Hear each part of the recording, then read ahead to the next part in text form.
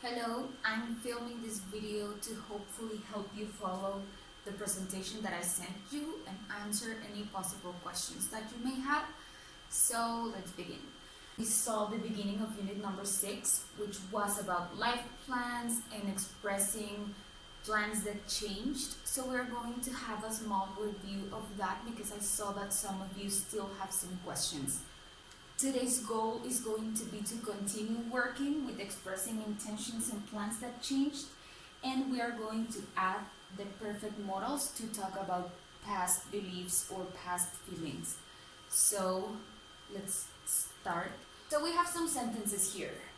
He was going to become a football player, but he hurt his knee. That means he had a plan or an intention to become a football player, but he couldn't do it. So that plan changed because he hurt his knee. Another one using a negative. I wasn't going to study today, but I changed my mind and now I am studying. So I had the intention of doing nothing and not studying, but I decided to change that plan or that intention. So I am studying now.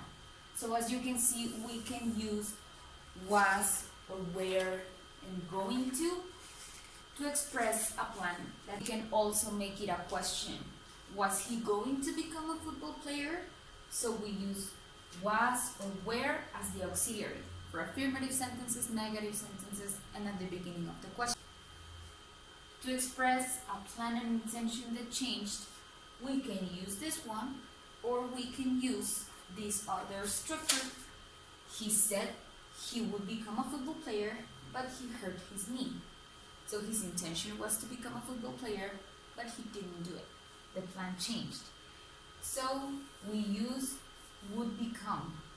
Remember that in this part, we need this initial phrase of he said, he thought, to give the sentence more sense. But the main structure is using would and then the verb that you were intending or the action you had the intention to make. I said I wouldn't study today, but I changed my mind. Again, would is your auxiliary. You're using would, affirmative, negative, and you can make the question. But in this sentence, I make the question with the simple past because we start the sentences with he said, he thought. So the question makes more sense to make it, did he say he would become a football player? Did your plan change or not? So we can use was where, we were going to exercise today, but we decided to watch Netflix. You had a plan and it changed. We said we would exercise, but we decided to watch Netflix. So the meaning is what is important. You are expressing a plan or an intention that you had that is no longer going to happen. It changed. So I have an activity here for you. You have a picture, you have the intention, and then how it changed. And I want you to make a sentence using would and a sentence using going to. You can look at the grammar in the book to make sure you're making the correct sentences, but it is basically what I just told you in this one. The intention that changed is going to follow this structure. That means that this didn't happen because it changed. So if you say, I was going to be a singer, that means you're not a singer. If you are a singer, then your plan didn't change. So here we're talking about intentions or plans that changed. Continuing with today's topic, which is perfect modals. Let's take a look at the modals first. A modal verb is giving you an intention. It could be a regret, a possibility, an ability, a conclusion. Each one has a meaning. In page 66 from the book, you can see, I recommend that you have the book with you so you can follow this. You can see here all the meanings and the modals that we are going to be working with. So take a look at them and take a look at the meaning, because maybe you don't remember if you're expressing possibility, if you're expressing a conclusion. So that is the tricky part of this. You have to remember the meaning of the modal so you can know which modal to use in the sentence. Here I have this sentence: Stanley should have made more movies. With this, I am expressing a belief or a feeling from past actions. I am expressing that I believe that this man should have made more movies. Something from the past. He did his movies, but my belief is he should have made more. You can use a contraction also in the pronunciation. You can say Stanley should have made more movies, or Stanley should have made more movies. When you speak fast, you don't listen that much should have. You say should have or could have, depending on the modal. So just take that into consideration when you use this. I'm going to stop here a little bit to remember the present perfect, because we're going to use the perfect modals. So you have to have in mind the present perfect to use it with perfect modals. The present perfect is to talk about past events. For example, Gatel has given conferences for many weeks. He has given the conferences. I haven't seen my friends since March. Something that hasn't happened, talking about the past. So with the present perfect, we use have or has, and the verb given, seen, past participle. You have to have that in mind, because with perfect modals, we are going to use only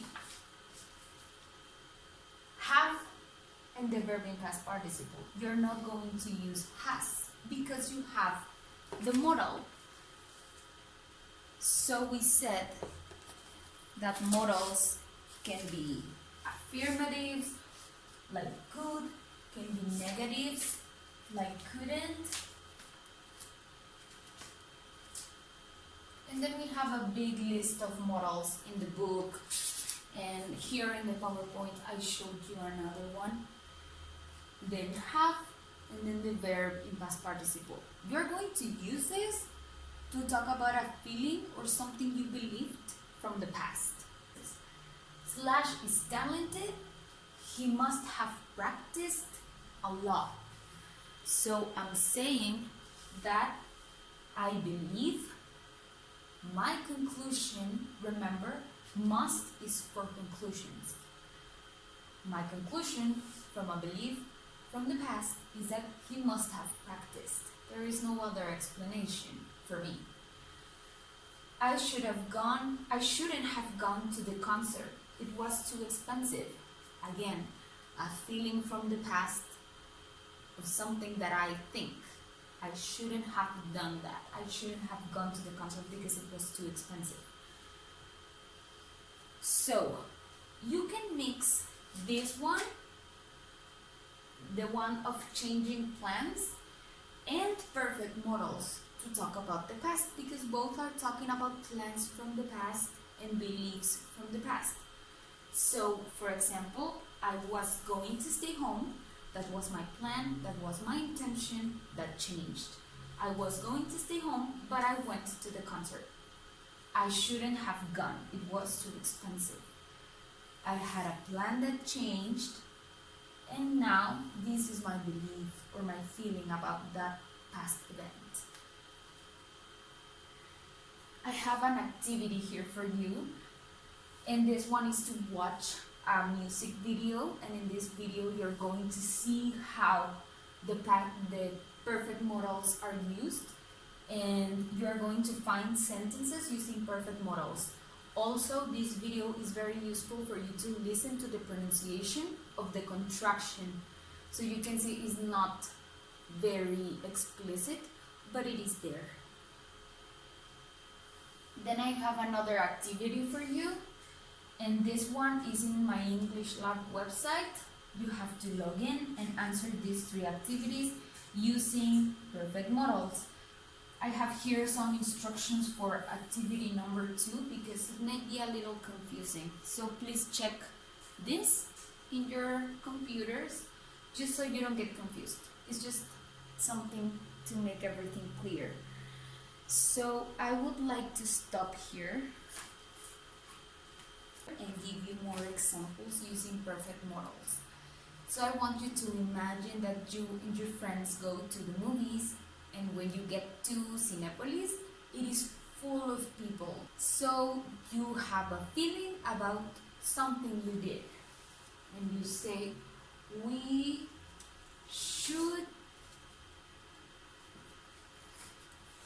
have come later.